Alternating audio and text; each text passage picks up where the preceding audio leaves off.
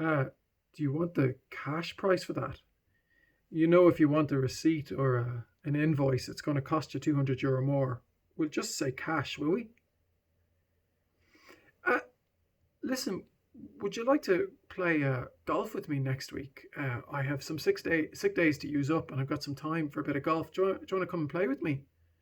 Sick? Oh, I didn't know you were sick. Are you sick? Are you okay? Sick? Oh, no, no, no, I'm not sick. I just have the days to use, and I don't need a cert from a doctor to use them, so I'm going to go ahead and use them. Will we? I think what we're going to do is we're going to route those profits through a holding company in Malta. That'll mean that we're not taxed nearly as much for them. Is that legal? Well, it's a bit of a grey area, but everybody does it, and they're not going to look into it, so we'll be fine. Do you want to come over to my house for some fireworks? We're having a firework display in the back garden for Halloween. Come on over, bring the family over. A fireworks display? That'd be brilliant. How did you get a license for that? I've heard they're really hard to get. Oh, a license? Oh, no, no, I don't have a license for it. I mean, they're really hard to get, and they're for the big public displays. No, no one will mind if you do them. They don't ask any questions. You'll be absolutely grand. Come on over. Find ourselves operating as Christians, don't we, in a world where people are happy to work, let's say, at the very best in the grey areas of what the law requires of us. How are we supposed to live as Christians when we come up against ethical dilemmas? We're looking this morning at two passages in the Bible, two passages in Matthew, where Jesus addresses the issue of tax paying in controversial circumstances. And although they're specifically about taxes, they actually have broader application for the kind of ethical dilemmas we might find ourselves in. In order for us to understand these two dilemmas, one of them which is at the end of Matthew chapter 17 and the other that's at Matthew chapter 22 verse 15 and onwards, in order for us to get our heads around these, it helps us to understand something of the political context that Jesus and his followers find themselves in first century Palestine, or Judea as it was known. The authority that rules that whole area are the Romans. The Roman Empire in control over the Judean lands. This empire is massive. It stretches all the way from the west as far as western Spain and modern day Portugal, even further west in northern Africa, north as far as northern France, south as far as the southernmost part of Egypt, and east all the way as far as these Palestinian lands. It's a huge empire that's controlled from Rome, which is kind of vaguely in the center of it, and it's controlled by a kind of a carrot and stick approach that the Romans had to maintain their control. The stick was that they put their soldiers in the lands that they'd taken over. They put their garrisons in there and had soldiers around the place. But the carrot bit was that they identified local authorities and tried to get them to be sympathetic to them and gave them some local power. So in the case of the Jewish people who didn't really want to be occupied, they gave some power to some kings. And at the time of Jesus, in the lifetime of Jesus, we read about various ones of these kings, and they nearly always seem to be called Herod something or other. But they're the ones who've been given the authority and the power by these Roman occupiers. Now, here in Ireland, we don't really need to think very hard or look very hard in our history to understand what it means to have an occupying force. Next month, the Irish people will be remembering the first day that's known as Bloody Sunday. It'll be the 100-year anniversary of that day. That was the day when in the morning 16 British agents were killed by IRA men in the early morning in their beds. And then that afternoon, as retaliation, there was a match on in Croke Park. The British forces sent tanks into Croke Park and shot indiscriminately into the crowd, killing 14 people and injuring far, far more. It was an awful thing that happened. We know here in Ireland, when there's an occupying force, that at very best there's great tensions and at worst there's all-out war. This was a difficult relationship between this Roman Empire and the people of Jesus' day, and we see some of the controversies that go with that in these passages. In Matthew chapter 17, verses 24 to 28, what we read there is that Peter is asked by the people who are in charge of the temple tax, does Jesus pay this tax? And the reason he's asked that is because every male who was a Jew was required to pay the tax, but weirdly, strangely, probably hypocritically, rabbis who were the leaders of the Jewish people in the local synagogues didn't have to pay the tax. Now, Jesus was not a formal rabbi, but he was considered a rabbi by his followers. So this is a kind of a trap to see, well, does Jesus, who's not a formal rabbi, does he pay this thing? And the danger here in being when he's asked this is that he will say that he doesn't pay and that he would disrespect his tradition, but those who are the leaders in his community, and they want to see how he's going to respond to this. Much more controversial on this question of paying taxes is a different tax, the poll tax to Caesar, that comes up in Matthew chapter 22. Do you remember here in Ireland there was a controversy over paying water charges? There's some similar controversy about this poll tax. Here in Ireland, people were standing up to Irish Water's staff to stop them putting in meters so that this water charge couldn't be charged to people. The imperial poll tax was the water charges of its day. And if people before Profit or the Solidarity Party or Clare Daly were the forces behind trying to resist these charges, the Zealots were the force in the time just before Jesus' ministry took place.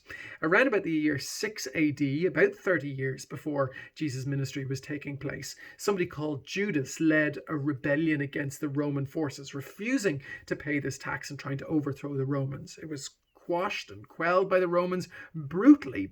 And although it hadn't been successful, there was still this anti-Roman sentiment that existed, a sort of sympathy for these zealots. The zealots still existed, they weren't very big, but among the general population, there was a sympathy towards them, and a sympathy particularly to not paying this tax imposed by this enemy occupying force, who were the Romans.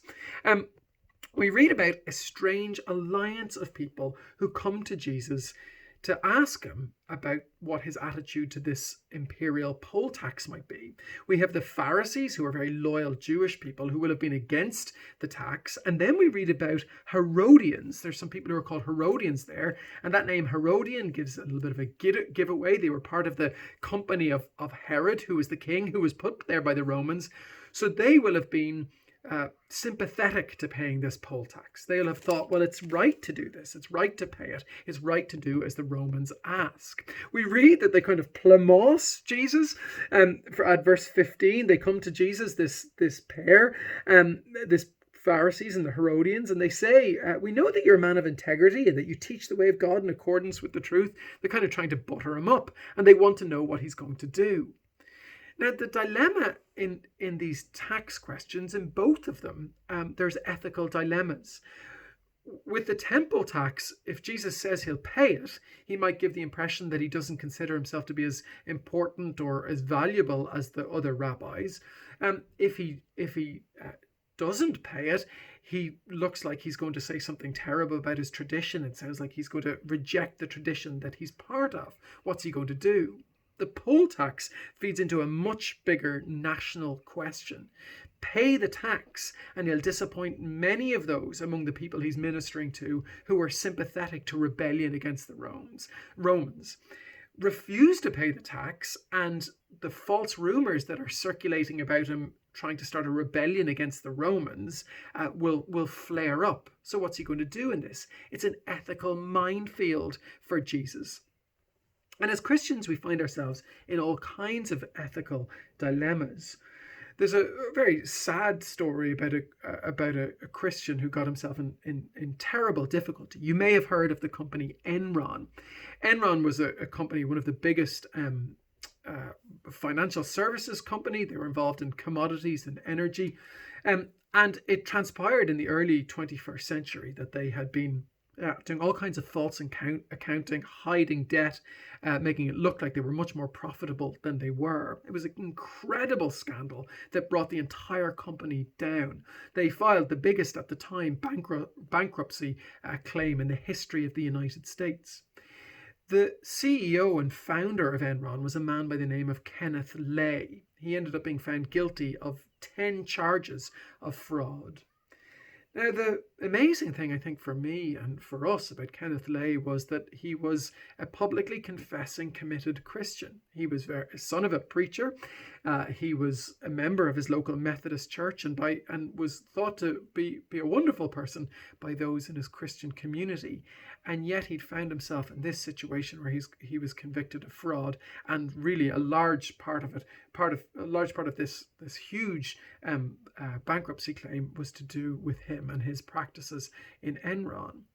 How is it that a Christian can keep themselves from these ethical dilemmas, keep themselves from falling down so badly in such a way that we find ourselves on the wrong side of cases like these? Probably won't be as big as Kenneth Lay found himself in, but these dilemmas come up to us all the time. The question for us is to ask in these two passages, how is it that Jesus responds in them? And two aspects I hope that we can take out from this, that we can learn from, that we can remember, and that we can relate to any ethical dilemmas we find ourselves in. The first is this, and this is common in both passages, is that in both of them, Jesus leaves no doubt about where his ultimate authority lies. Okay, so Jesus leaves no doubt where his ultimate authority lies. The basis of his decision making shows where his ultimate authority lies. In the temple tax incident, Jesus hears Peter's answer when he's asked, "Doesn't your teacher pay the temple tax?" "Yes, he does," says Peter, and Jesus hears this. And I don't know whether Jesus senses that Peter has answered that question maybe slightly sheepishly. Oh, yes, he does. But he decides to ask Peter about it, and he goes over it with him at verse 25. And he says to him, it says, verse 25, when Peter came into the house, Jesus was the first to speak. He says to him, "What do you think, Peter? Or what do you think, Simon?" So him being called Simon Peter, he asked.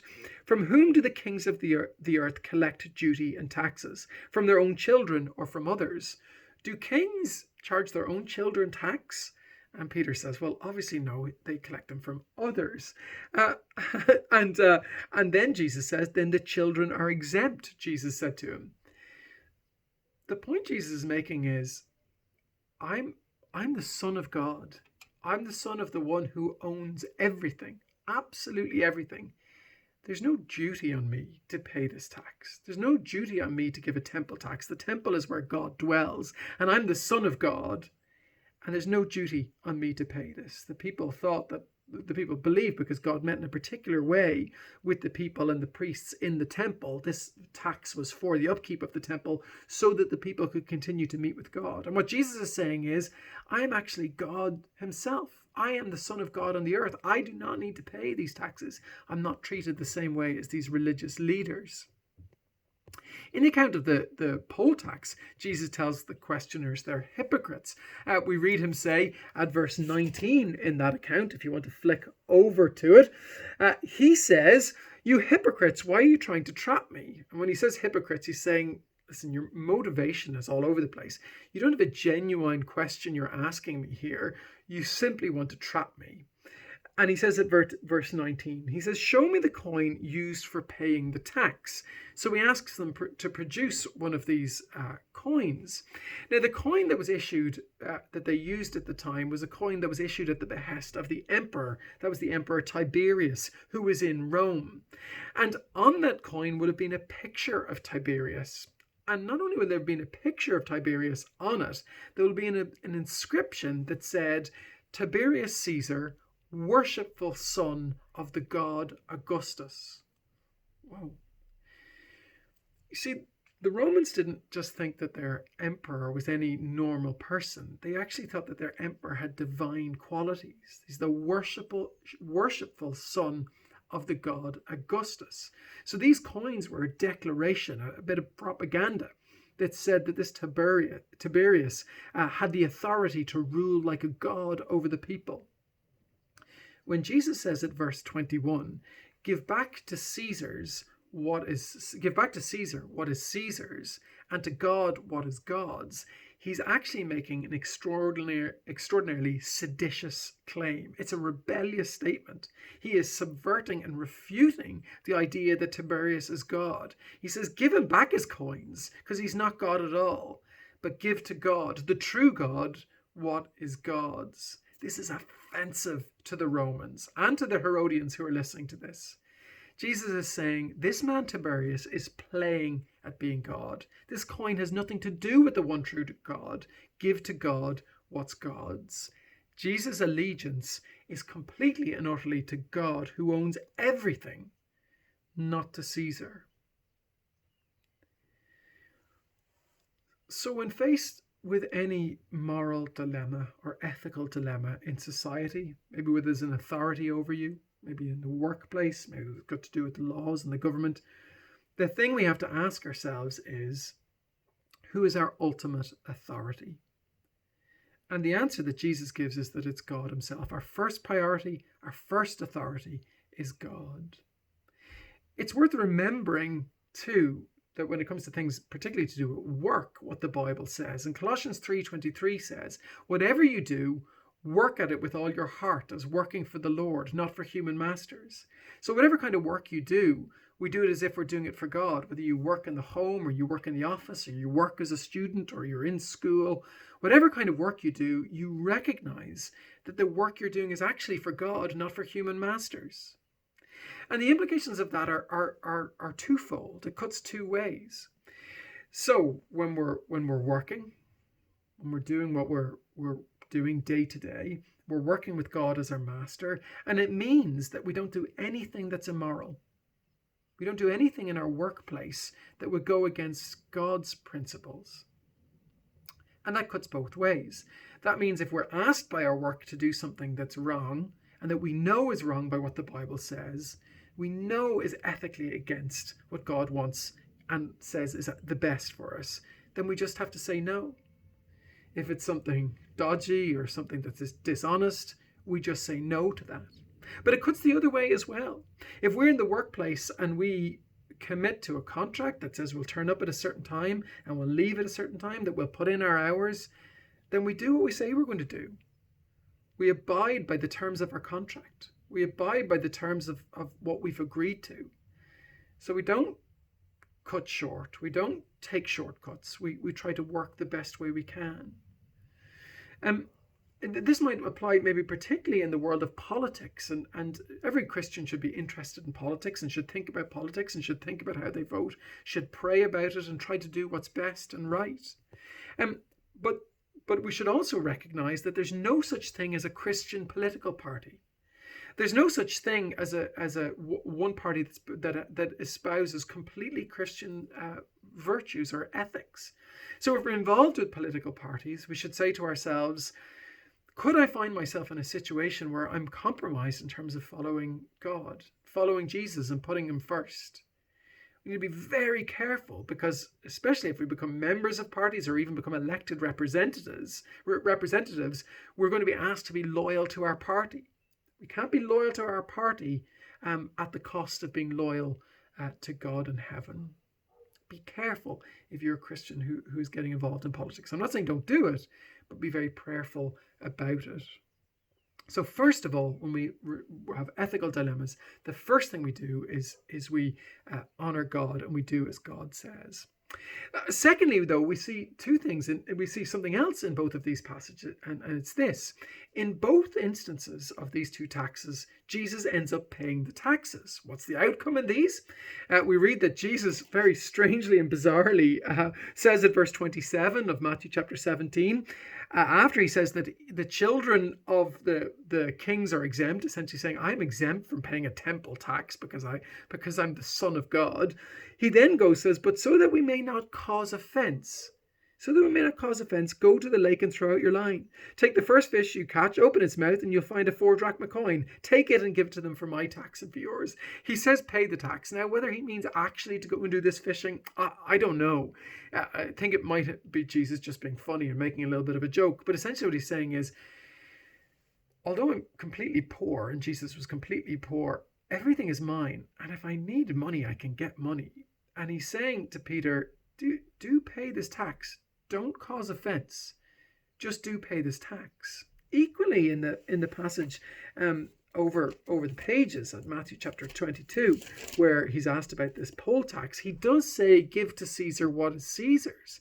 There's no question, as we've said, that he's trying to subvert this idea that in some sense Caesar is God. He is refuting that and subverting it, and yet he still says, go along with it. So there's no doubt who the authority is in his life and who he says we should be serving. But he says, still do pay this tax. Romans 13 in the Bible goes into the relationship a Christian has with authorities, maybe in more detail than any other part of the New Testament. The Christians in Rome, think of their situation. They were being persecuted by the authorities. They were hated by the ruling forces. They came to be thrown to the lions for what they believe. It was a really difficult place to be a Christian in Rome. And yet Paul writes to the Christians in Rome and he says this, it's necessary to submit to the authorities. This is also why you pay your taxes, for the authorities are God's servants who give their full time to government. Give to everyone what you owe them. If you owe taxes, pay taxes.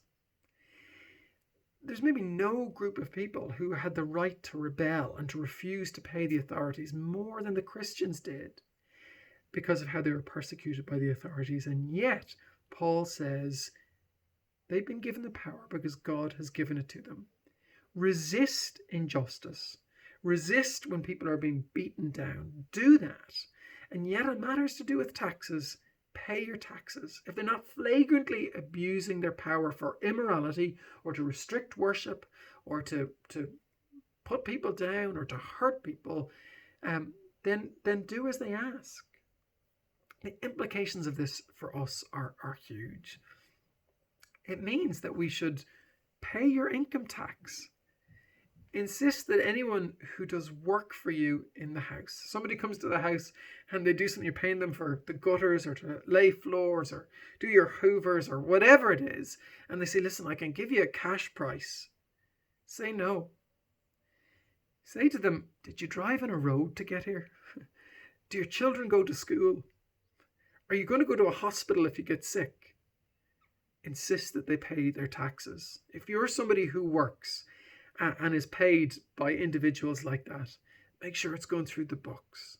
Yes, it'll cost you 21% more, but it pays for your roads, it pays for your schools, it pays for your hospitals, it pays for a percentage of Ryan Tubridy's salary.